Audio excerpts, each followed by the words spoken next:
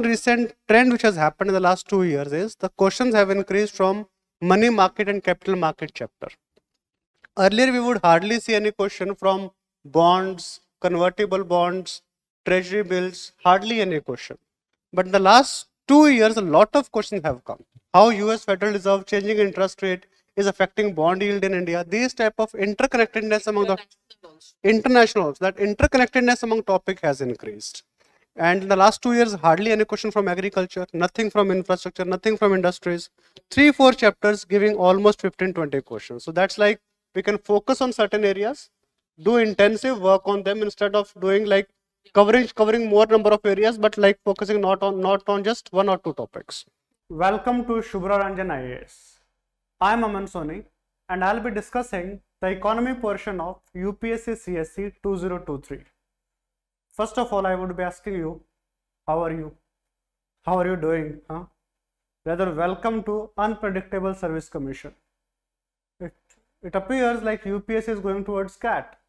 We are having reasoning question in the GS exam. Statement 1 is correct, statement 2 is correct, statement 2 is the correct reason of statement 1. How many statements are correct? No one imagined these things. Not even a single test series could do these things, these type of innovations. The thing is, one thing which is good about UPSC is that it doesn't allow us to get into our comfort zone. All aspirants, even the teachers, including me, including the teachers, they had got into their comfort zone of able to get the questions correct by elimination. Rather, institutions will be teaching elimination techniques. This year, there is nothing called elimination. There is nothing called those type of questions like 1, 2, 3, 1, 2, 3, 4, 1, 2 and 3, like these type of statements, all of the above like statements. No, we don't have them. This time, you had to be very sure if you know it or you don't know it. If you know the statement is correct. If you do not know the statement, if you do not know the statement, you cannot guess it out. You just cannot eliminate the statement. So that beautifies the whole thing, that how comprehensive the preparation ought to be. The difficulty level has gone to next level. So hence the preparation has to go to next level. Not only of the students, but also of the teachers who are into this thing. We have to be one step ahead of this. So this thing will be taken as a stepping stone to success. That next year we are going to bring innovations in what we teach, innovation in how we are going to bring the test series. Then regarding economy portion, that was in general. Now let's talk about the economy portion.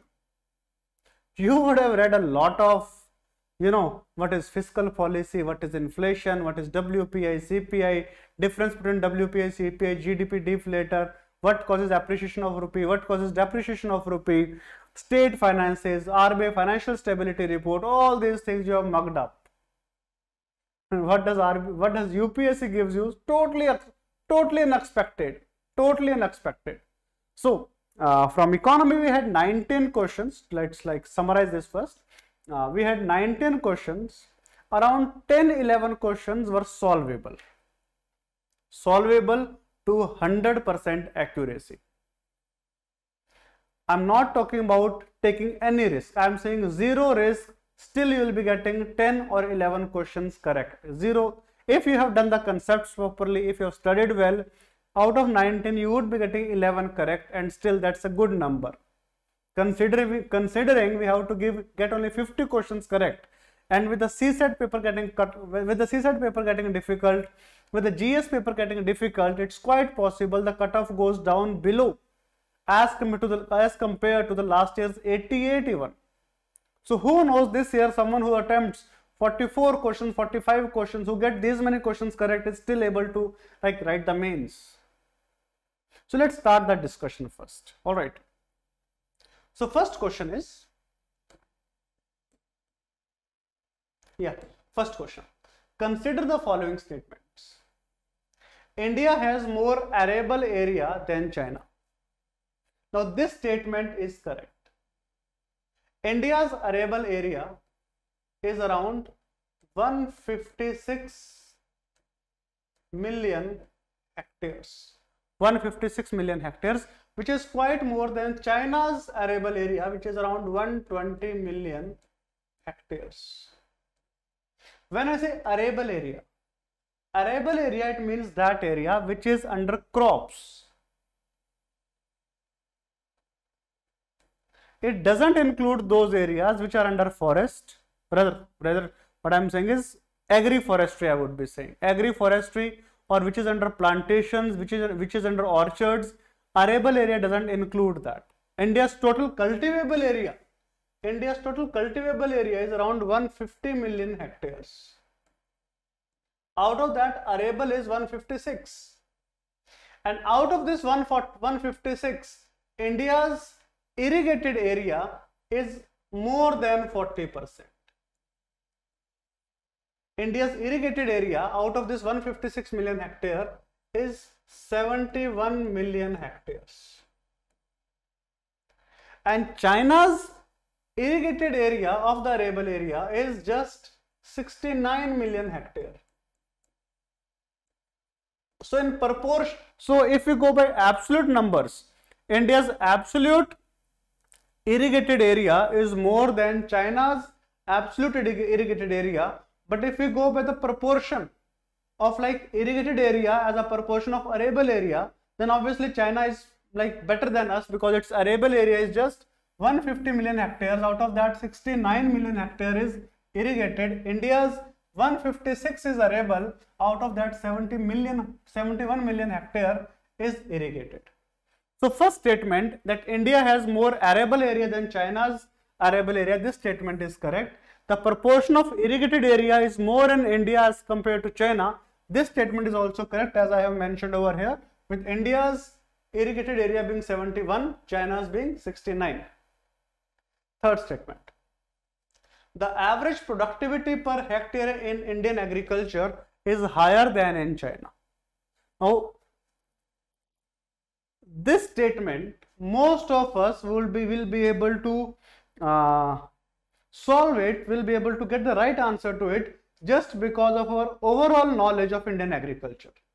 We know Indian agriculture even suffers in terms of yield as compared to Bangladesh.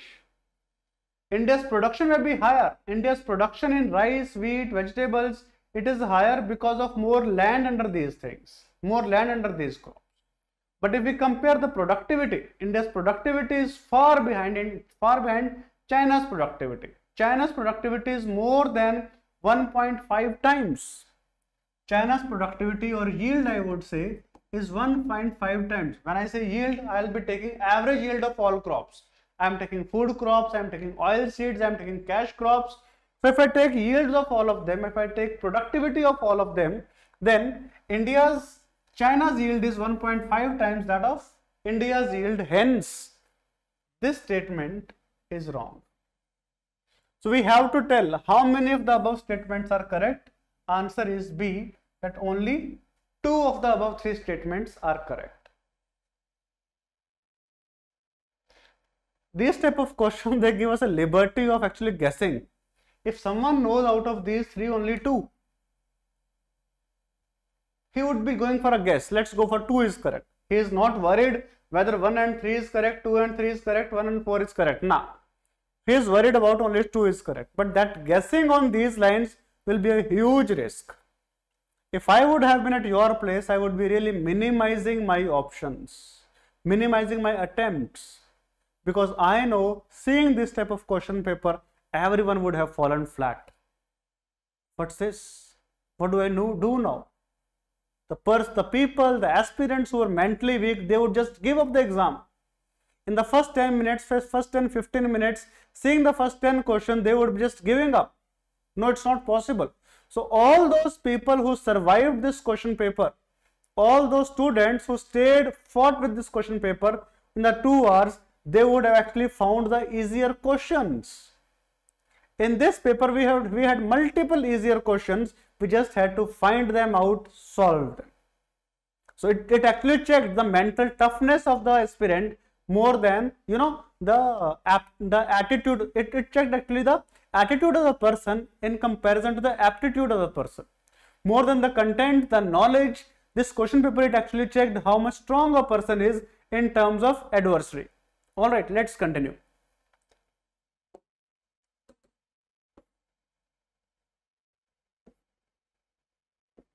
Next is question number 2. So first question was from agriculture. Second question is from INVIT. Now, most of the time INVIT would not be even taught in class. INVIT is not even practiced by those people who are actively into investing. People who are investing, they would talk about shares, bonds, debentures, futures and options. INVITs, very few people know it. UPSC aspirant, yes, they would know a little bit about it because of asset monetization. That INVIT and REIT are like two innovative methods of getting asset monetization. But how deep the UPSC would go to ask a question like this, that's like too much. The options were too much. But at the same time, this question was similar to a question asked last year, which was regarding inflation indexed bonds, where it was about whether the interest on inflation indexed bond, it is tax free or not. On similar lines, this question has been asked.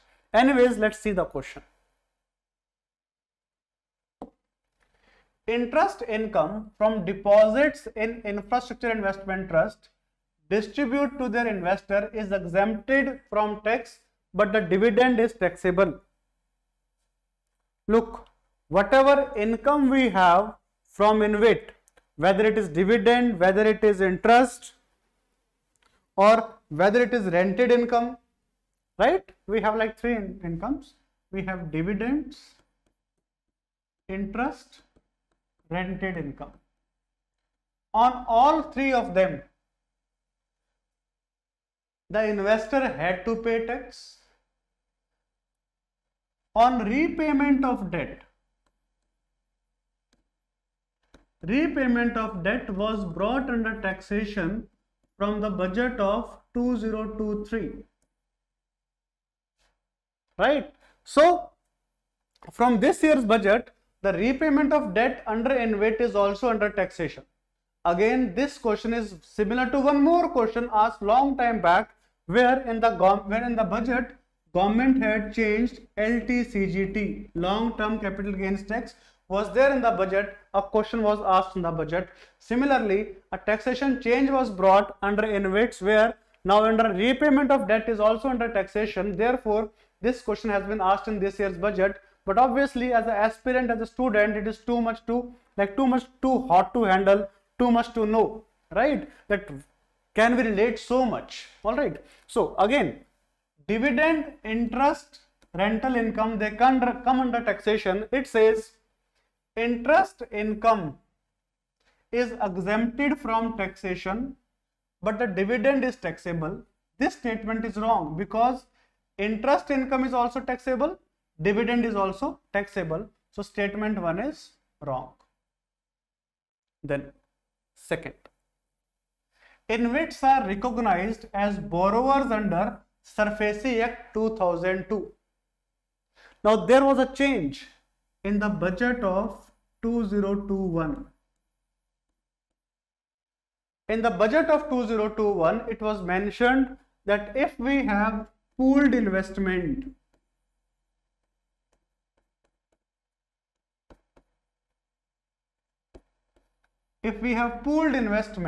it will be coming under if there is pooled investment, then the people who are taking that pooled investment, they would be considered as borrowers. And if they do not pay the return on time, if they do not return the payment on time, then the investors, they can sue or they can file up a case of default against the borrowers. So this statement is correct because of budget of 2021, where INVITs are also considered as borrowers because INVITs are a case of pooled investment. So statement 2 is correct, statement 1 is wrong. So hence comes the options.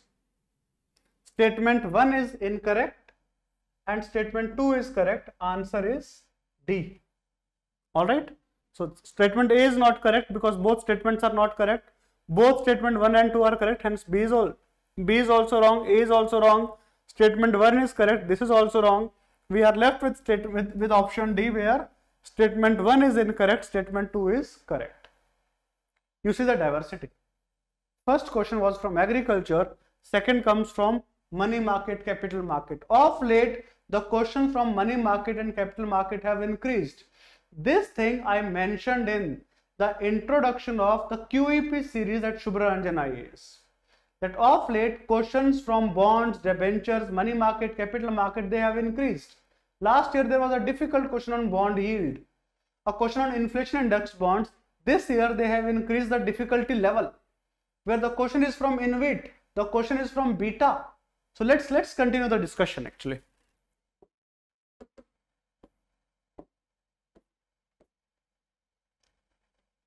Yes. This question would have given a sense of relief to all those aspirants who have good concepts. Question is, in the post-pandemic recent past, many central banks worldwide had carried out interest rates hike. This we know. This was mentioned in economic survey also. This was mentioned in the newspapers throughout the year, that whether it is US central bank or it is like UK central bank, any central bank, Indian central bank, they have increased the interest rates. Why had they increased the interest rate? Is because they wanted to control inflation, which was happening because of increased crude oil prices. So this statement is correct. And why were they doing it? Because central banks generally assume that they have the ability to counteract the rising consumer prices via monetary policy means. This statement is correct. Both the statements are correct at the same time. Statement 2 is the correct explanation. It's the correct explanation of statement 1. Hence, answer is A. For this question, answer is A. Let's move to next question. Again, I would just give a verdict. This question not solvable. It was a difficult question. If I had been at your place, I would leave it. This question, I would leave it because China has a huge area as compared to India. So if we would just go by logic that, you know, the arable area of China would be more. Second thing, proportion of irrigated area more than China. This we would think highly remote chances, because India's rain-fed agriculture is 60, rain-fed area is 60%, irrigated is just 40%. And we think China being much ahead than us in terms of public infrastructure, in terms of basic infrastructure. So we generally assume that, you know, the irrigated area of China would be more than us. So general tendency would be to mark this as wrong, to mark this as wrong, and mark this as wrong. So general tendency to mark this question would be like none. But as we have seen in the discussion, what's the opposite, right? Then this question, I told you it's difficult. I would have been at your place, I would leave it. Third question, easy question, I would do it. So third question was an easier one. Let's come to the fourth one. Carbon markets are like, this is like one of the questions of environment being stuck into economy portion, right? Carbon markets are likely to be one of the most widespread tools in the fight against climate change. Yes, carbon markets, they have come up because of, you know, environmental issues coming up, where like earlier the carbon markets were between developed countries, developing countries, where the developed countries would be buying carbon credits from developing countries because they were like polluting more, and at the same time they tried to help the developing countries by providing them help, monetary help, so that they could get better technologies. The developing countries could get better technologies to like to go towards renewable energy, to go towards reducing emission also. So carbon market is, yes, one of the most widespread tools in fight against climate change. This statement is correct. Carbon markets transfer resources from the private sector to the state. No, it doesn't work like this, because yes, if there's a statement like carbon tax is transferring the resources, I would agree. But carbon market is like between two companies.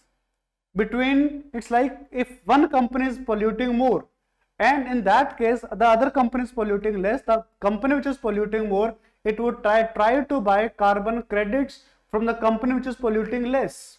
All right, and if it is buying carbon credit, it would be paying like equivalent to the tons of carbon dioxide extra emitted, right? So this like it's not transferring resources from private sector to state, it is actually transferring resources from one company to another company or from one state to another state. From private sector to state, no, this is wrong. So statement 2 is wrong, statement 1 is correct. So statement 1 is correct, statement 2 is incorrect. Answer is C. Let's move to next question.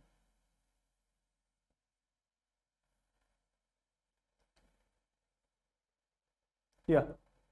So next question. Again, a sense of relief. Which one of the following activities of the RBI is considered to be part of sterilization? Generally, when we discuss managed floating exchange rate in the class, the concept managed floating exchange rate in the class, we tell that whenever we have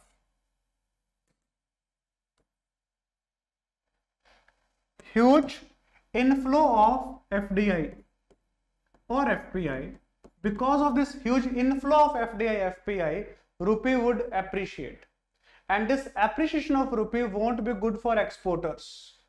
Hence, the RBI has to intervene to stop appreciation of rupee. How can RBI intervene? So first of all, whenever obviously FDI is coming in the market, it means FDI would be giving its dollars to the banks and would be getting rupees from the banks. Then it would be investing those rupees, say, in the stock market. Now, because of these dollars, extra dollars with the bank, rupee would appreciate. To counter this, what RBI does?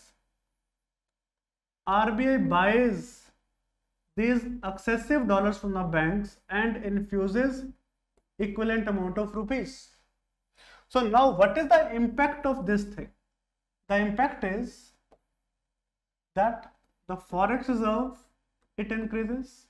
At the same time, it leads to depreciation of rupee. At the same time, it increases liquidity in the economy. Look, RBI is giving equivalent amount of dollars to the bank. Because of this liquidity, there is increase in inflation. And this inflation, it causes or it makes the market unstable. To counter that instability, what would RBI do? RBI would issue bonds and would suck out the excessive liquidity. Don't you think RBI selling bonds and getting rupees, it is also open market operations? What is open market operations? Open market operations is RBI buying or selling government securities to change liquidity in the economy. So RBI would be selling G-Secs. RBI would be selling government securities to reduce inflation or to reduce liquidity. Now, these bonds which are issued by RBI, they are called market stabilization bonds. This process is called market stabilization scheme, also called as sterilization. All right. So what is sterilization? It is conducting open market operations. So answer is A. A very straightforward question, a very easy question.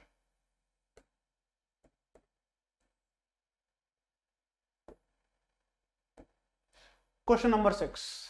Again, question from money market chapter, right? Second question from money market chapter. Consider the following markets. Government bond market. When I say government bonds, that is government securities, generally they have a maturity period of 5 to 40 years. Treasury bill market, basically those government securities with a maturity period of less than 1 year. Call money market, again it's market for instruments of private enterprises as well as the government for a maturity period of less than 1 year. Stock market, it is for long term, right? How many of the above are included in capital markets? When I say capital market, it means more than equal to 1 year. So obviously in this case we will be including only government bond market and stock market. Hence only two statements are part of the capital markets. Hence answer is B, only two. All right, fair enough. Let's continue. Easy question, really easy question. Yes, this question, this thing we may not have heard. We may not have heard. But thing is, this question was solvable through, I would say, common sense. Which one of the following, it describes the concepts of small farmer, large field. Small farmer, large field. Now this is actually one of the methods of agriculture which started in Vietnam. Why Vietnam? Because Vietnam is like a rice producing country. Rice, it actually like, and Vietnam again, like India has like high population, fragmentation of land holding, small farms, rice, a labor intensive, rice, a labor intensive crop, I would say, and the labor cost is actually approximately 50% of the total cost. So how can the farmer reduce the cost? The farmer can reduce the cost of production by reducing the labor cost. How can the labor cost be reduced? By using machinery in place of labor. So in this case, the farmer, how can the farmers use more machinery? Only if the farmers, the small and marginal farmers, they pool up their lands. Small farmer, large field. They pool up their land. When they are pooling up their land, they can use machinery. At the same time, it gives them bargaining power in terms of buying inputs, in terms of selling their produce also. It is similar to farmer producer organization concept which we are doing in India. And this concept of small farmer, large field, it is being implemented as a pilot project in Odisha also. So let's see it. Which one of the best describes the concept of small farmer, large field? I would directly go to the answer, where it's like many marginal farmers in an area organize themselves into groups and synchronize and harmonize selected agricultural operations. Selected agricultural operations can be like buying inputs, can be selling goods, can be working on the field, all these things. It's not into contract farming, it's not into uprooting of people, it's not into companies and all. It's into marginal farmers coming together. I would say this question was solvable. Medium difficulty level, but through common sense we would be doing it.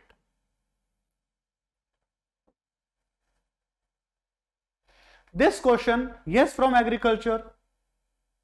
We know government provides MSP for Niger seeds, but whether Niger seed is a Kharif crop or Rabi crop, doubtable. Tribal people, they use Niger seed oil for cooking. Generally, even in urban areas, in rural areas, we use Niger seeds for cooking. So basically, tribals are a little bit backward than us, so they would surely be using it. They are more closer to agriculture as compared to people in urban areas or it's in rural areas. So by logic, I would say this statement is correct, this statement is correct, but I'm not sure about this. Hence, I would be leaving the question. But as I am here to discuss, so let's discuss. The government of India provides MSP for Niger seeds. Yes, this statement is correct. Niger is cultivated as a Kharif crop. Yes, it is correct. Because Rabi crop is hardly possible in tribal areas. That's another way of looking at things. Rabi crops are possible either because of western disturbances in northern India, or they are possible in those areas which are good in irrigation. So if Niger was a Rabi crop, there was hardly any chance of production, right? If it is being done by tribal, I would with logic would say yes, it is a Kharif crop.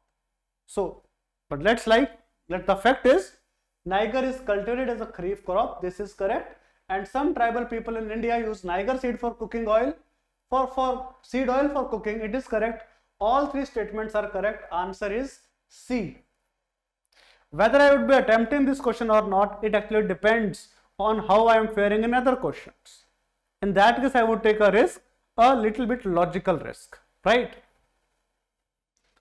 Difficulty level, a medium difficulty level. Yes.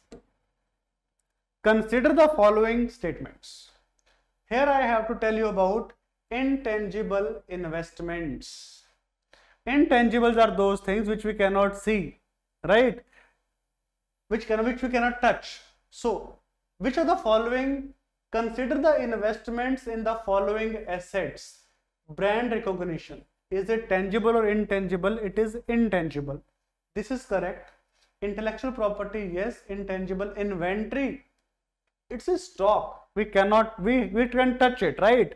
Land, machinery, inventory, they are actually tangible assets. Tangible assets is land, machinery and inventory.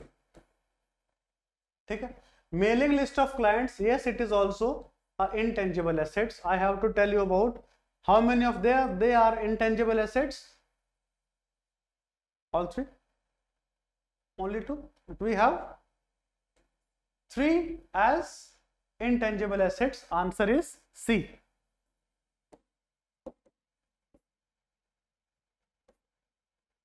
Then again a sigh of relief, again a straightforward, direct, very easy question.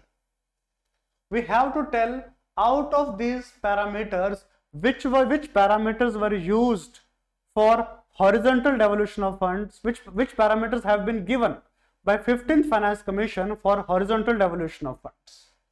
Demographic performance, yes, demographic performance was brought first time in 15th Finance Commission, because 14th Finance Commission, it took only into consideration 2011 census population. 15th Finance Commission took into 14th took into consideration 2011 census and 1971 census population as parameters. But 15th Finance Commission, it has taken into consideration 2011 census population. At the same time, to compensate 1971, it has also taken into consideration demographic performance as a parameter. Forest and ecology, yes, it is also a parameter. Governance reforms, no, this is not a parameter. Stable government, no, it is not a parameter. Tax and fiscal efforts, yes, it is also a parameter for horizontal devolution. So we have 3 parameters. How many? 3, yes, we have 3 parameters other than area and income distance. All right. So answer is B. Question was easy, should have done it. Very difficult question, factual question. I'll just go through it because I cannot explain it. Why did it come in the UPSC exam, and there's no point of even discussing it over here. Consider the following infrastructure sectors: affordable housing, mass rapid transport, healthcare, renewable energy. How many of the above does UNOPS Sustainable Investments in Infra and Innovation initiative focus for its investment? Direct factual question. Actually, UNOPS, it focuses on affordable housing, healthcare, renewable energy, which includes solar and wind. A factual question, very difficult question. Answer is only 3.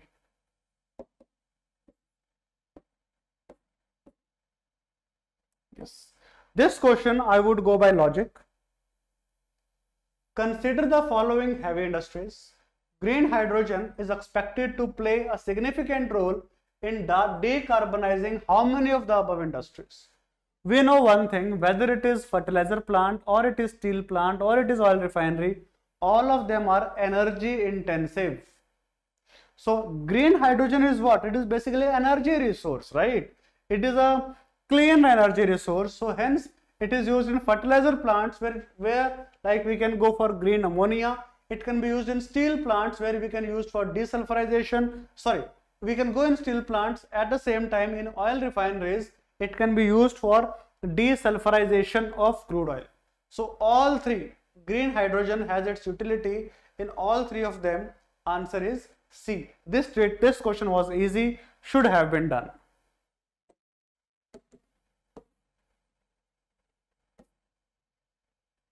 Again, G20 a question, it was very much in news, it should have been covered, right? The G20 group was originally established as a platform for finance ministers and central bank governors to discuss the international and financial issues. Yes, actually it was set up in 1999. G20 was set up in 1999 because of the Asian financial crisis. So they wanted actually that the larger countries, they come together to discuss the financial and international and financial issues. This statement is correct. The digital public infrastructure is one of India's G20 priorities. Yes, when I say digital public infrastructure, here we are focusing on Aadhaar, we are focusing on Digi Yatra, focusing on Digi Locker, focusing even on UPI. So we are giving huge priority to DPI. It is actually called DPI in India's G20 meetings. So both statements are correct. Answer is both 1 and 2.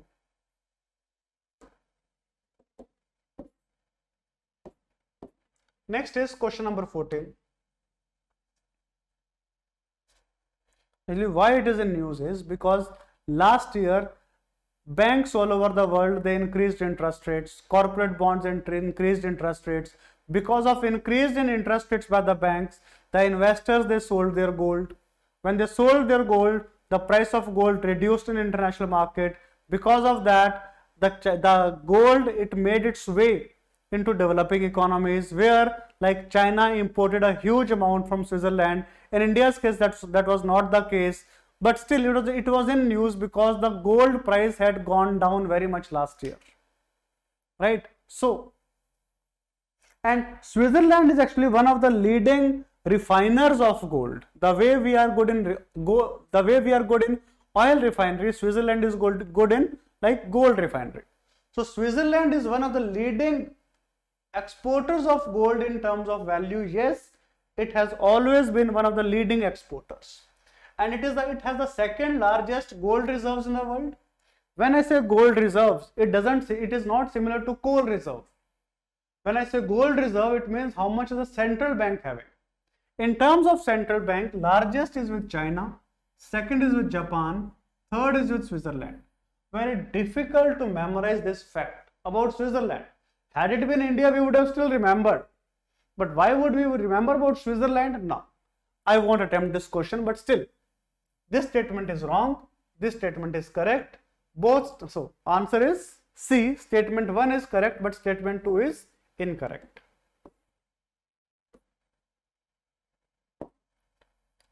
Consider the following statement, again highly factual. India accounts for 3.2% of global exports of goods. India actually accounts for, when I say 3.2%, it's not 3.2%. And again, it is goods. Look, in terms of overall exports, India accounts for 2.2% of world's exports, total exports. If I talk about merchandise exports, which is actually about the goods, India contributes just 1.8%. If I talk about services exports, India contributes 4%. This data has been taken from economic survey, right? So, India students, knowing that India is accounting for 3.2%, a difficult thing to ask from them. The statement is wrong. Let's say that statement is wrong, but whether I would be attempting this question, I won't be attempting. So as I've got the first statement to be wrong, answer is D, where statement 1 is correct, but statement 2 is correct because we do not have any other option, right? And anyway, statement 2 is correct because many local companies and foreign companies have taken advantage of India's PLI scheme. All right, let's move to next question.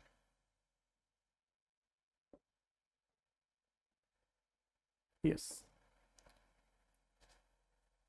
It is about PSL, it is about MSME. According to MSME Act, the medium enterprises are those with investment in plant and machinery between 15 crores and 25 crores.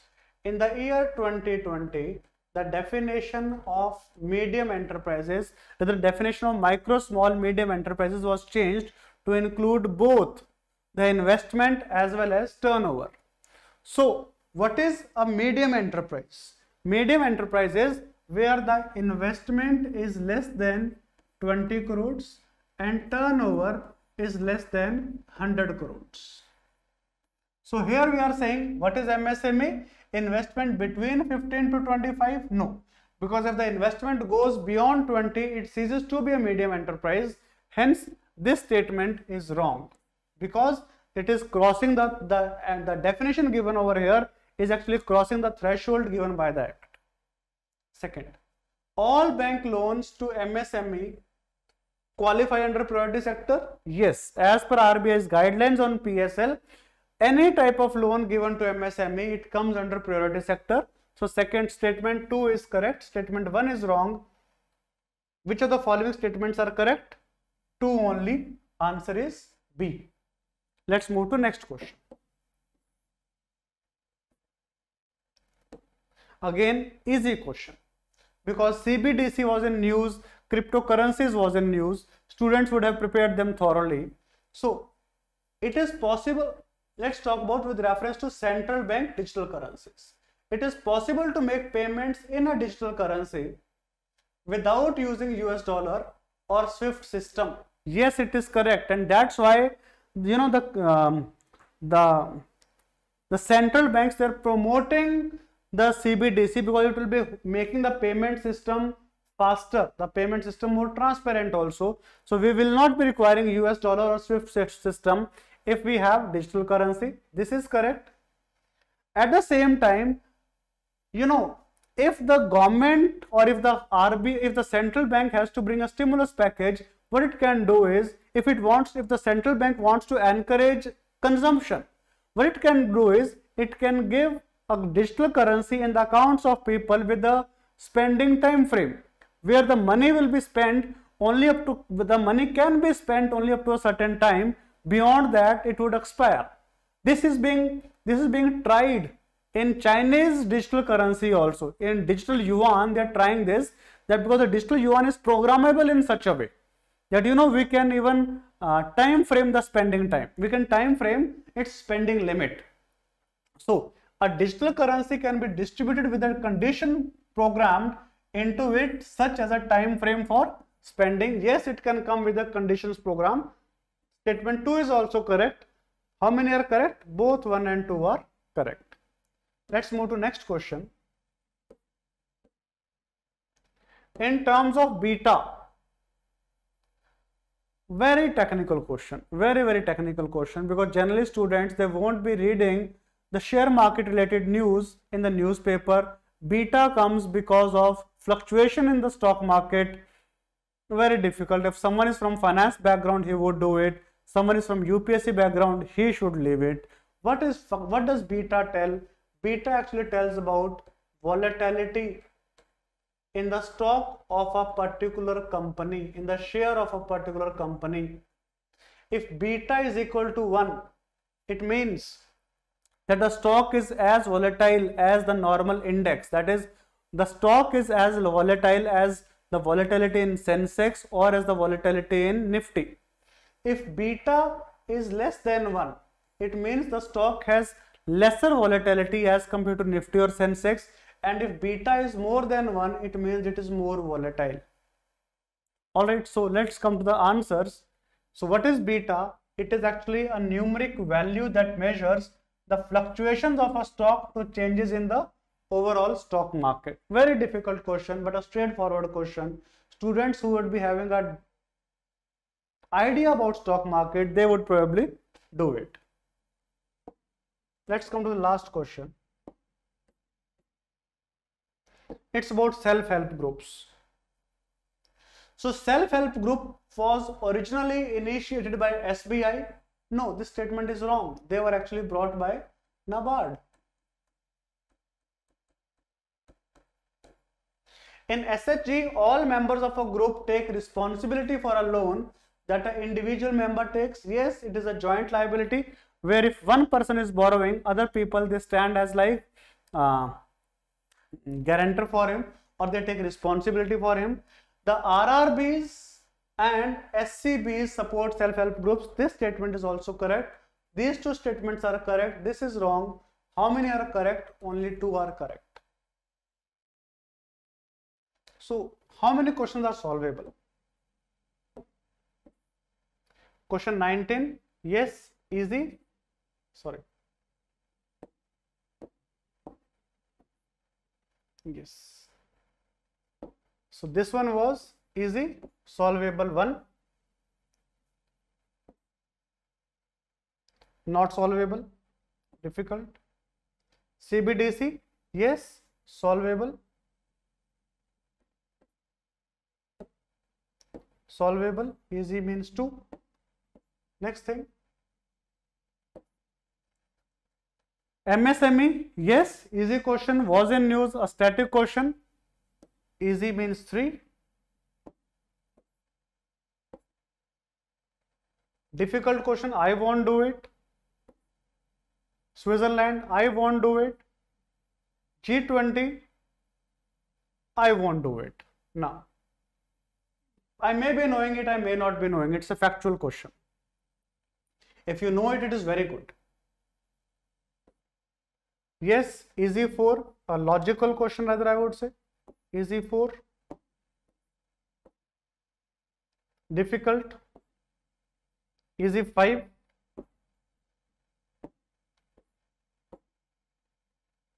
Easy question. Easy 6.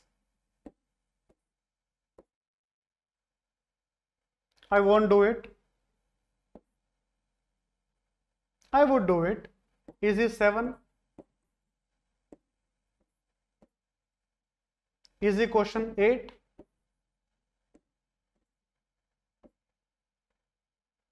Easy 9. I would take it. Easy 10. Easy 11.